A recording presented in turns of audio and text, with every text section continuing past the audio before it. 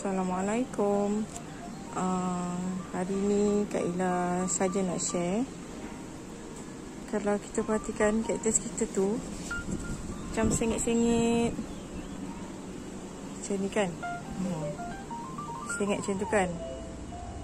Nampak macam tak cantik kan. So apa yang selalu Kak Ila buat, ambil ni,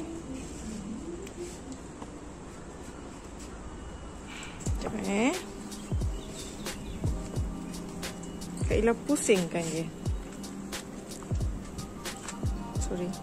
Kak Ila pusingkan dia. So nanti dia cantik balik. Okay, yang ni pun dah condong macam ni. So kita pusing kan kaktus kita. Okay, nanti dia tegak balik. Alright, tu je nak share.